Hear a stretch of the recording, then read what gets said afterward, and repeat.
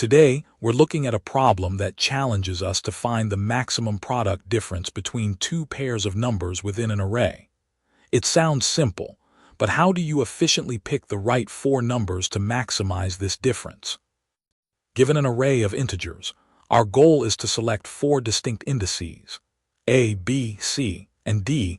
We then need to calculate the product of numbers at indices a and b, and subtract the product of numbers at indices c and d. The objective is to maximize this final difference. Essentially, we want to find two large numbers whose product is maximized, and two small numbers whose product is minimized, then subtract the latter from the former. A naive approach would involve four nested loops to iterate through all possible combinations of four distinct indices. For each combination, we'd calculate the product difference and keep track of the maximum encountered. This means checking every single permutation of four numbers. This brute force method would have a time complexity of big O of n to the power 4 because of the four nested loops, making it highly inefficient for larger arrays. The space complexity would be big O of 1 constant time, as we only store a few variables for the maximum difference, but the time cost is prohibitive. The key insight here is that to maximize the difference, product 1 minus product 2, we need to maximize the first product and minimize the second product. This means the first product should come from the two largest numbers in the array, and the second product should come from the two smallest numbers. So, we only need to identify the two largest and the two smallest numbers in the entire array. We can do this in a single pass. We'll initialize four variables, 2 for the largest numbers and 2 for the smallest.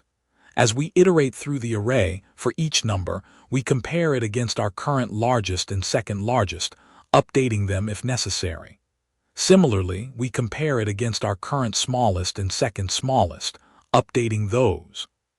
This allows us to find all four critical values in one traversal. Let's trace this with the example array, 5, 6, 2, 7, 4. We initialize max 1 and max 2 to negative infinity and min 1 and min 2 to positive infinity. Starting with 5, max 1 becomes 5, min 1 becomes 5. Next 6 is greater than max 1, so max 2 becomes 5, max 1 becomes 6. Minima remain 5 and infinity. Then 2 is less than min 1, so min 2 becomes 5, min 1 becomes 2. Maxima are 6 and 5. Next 7 is greater than max 1, so max 2 becomes 6, max 1 becomes 7. Minima are 2 and 5. Finally 4 is less than min 2, so min 2 becomes 4.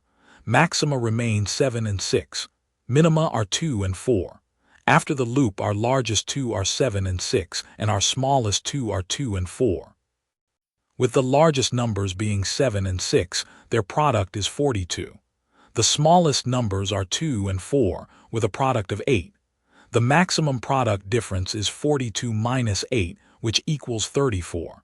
This is the correct maximized difference. You'll spot this pattern when a problem asks for maximum or minimum values involving pairs or subsets of numbers, especially when the crucial elements are extremes. It's a strong signal that sorting or a single pass to find the k largest smallest elements will be the most efficient approach, rather than exhaustive search. The time complexity is big O of n due to a single pass through the array. The space complexity is big O of 1 constant time, as we only store a fixed number of variables. This technique of finding extreme values in a single pass is incredibly useful. Try applying it to other problems involving range-based calculations.